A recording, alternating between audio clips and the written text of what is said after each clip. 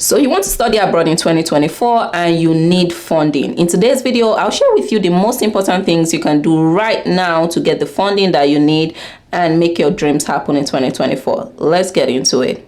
For today's video, I assume you already have some admission offers, maybe one, maybe two, but you didn't get enough funding and you need more for you to be able to attend, for you to be able to join that program or go to that school. So let us get into 4 or 5 things you should absolutely do right now.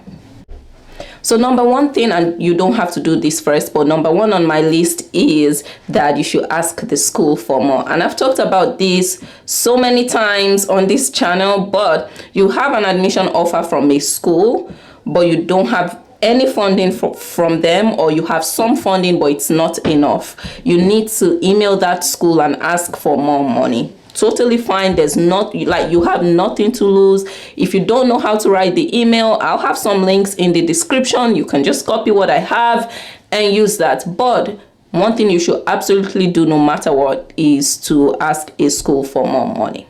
So the next thing you should do is to email the school and find out about assistantship. So you should, whether or not you got some graduate assistantship positions already, you can, from your home country right now, email a school, email professors and ask if you can get some graduate assistantship positions. So I've done a couple of videos where I just talk a lot about graduate assistantships, how you can email professors. I even provided an example email template you can use to reach out to so many professors in the school, tell them about yourself, tell them about your experience, and ask if you can be their graduate assistant, teaching assistant, or some sort of research assistant. So you can do this, and that way they can fund your tuition. So I'll put those videos in the description. Watch those videos and just copy the email templates that I have. It's free, it's already there. Just copy that and start reaching out now. You need to reach out to so many professors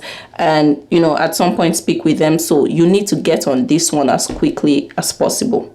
So another thing you can do is to try to find external scholarships. So there are some organizations and research institutions that fund students going into specific programs. So you can look for such scholarships like MasterCard Foundation Fellowship. There's so many of them, and if you don't know where to start, I have a list of 500 plus fully funded programs and scholarships in the description. You can just get that and check there. But try, whether or not you get something from the school, always apply for as many external scholarships as possible. You can also find in that list some government type funding from your home country, or that you can get in the country where your school is located. So just click the link in the description and see if you find scholarships that you are eligible for in that list or on that list. So depending on when you are watching this video, another thing you can do is you should apply to more schools. And this is the mistake a lot of us made. I made that mistake too.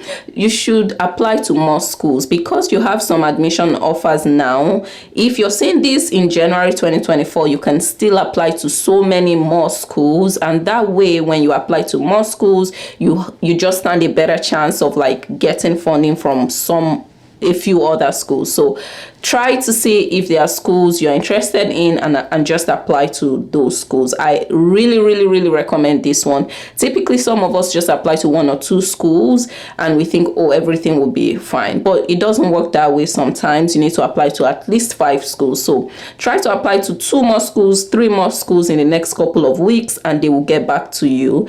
And maybe you're wondering, what do I do, or what do I tell this school while I'm waiting for those new schools to get back to me? You can email the current schools after you've emailed them a couple of times about funding. You can email them that you need more time to make a decision, and typically they'll say, okay, you can get 3 more weeks, you can get 1 more month to make a decision. So try to apply to more schools. You are doing yourself a disservice if you don't apply to more schools right now, since you still have some time. The next thing you should do, and probably the most important thing you should do, is negotiate. So, you know, I just talked about you applying to more schools. One of the advantages of getting admission offers and funding from multiple schools, that's more than one school, is you can negotiate. But for you to be able to negotiate, you need to have gotten admission offers from at least 2 schools. So if you only have one admission offer, negotiation that I'm talking about as a strategy for you to get funding right now would not work for you. So if you only have one school, you should definitely rush after this video and look for another school that you can apply to. So how does negotiation work? Essentially, you can negotiate between 2 schools, and there are many things you need to put into consideration, but the simple summary is that you can basically tell school A that I got some funding from school B. Even if you didn't get any funding from school B, you can still tell school A that you got an admission offer from school B, but school A is your preferred option, but you need funding to make it happen for you to join the class and all of that. And school A will be like, okay, how much did you get from school B, and can you send us some evidence or things like that? And once you share that, they'll tell you something like, we're going to reconsider you. We'll share it with our funding committee and they will reconsider you, and typically they'll get back to you and would have added something to your funding. So you can keep doing this between 2, 3, 4 schools, and at the end of the day, when all the schools are like, you know what, doing this is the max we can give you, then you make a decision. But do not make a decision before then. A couple of things for you to know about negotiation is, 1, you can't negotiate after you've accepted the offer. So if you have already accepted an offer with a school, this negotiation thing barely ever works. So I wouldn't bother about it anymore. Now you can, so that's one thing you need to know. 2 is you need to have gotten admission offers from at least 2 schools.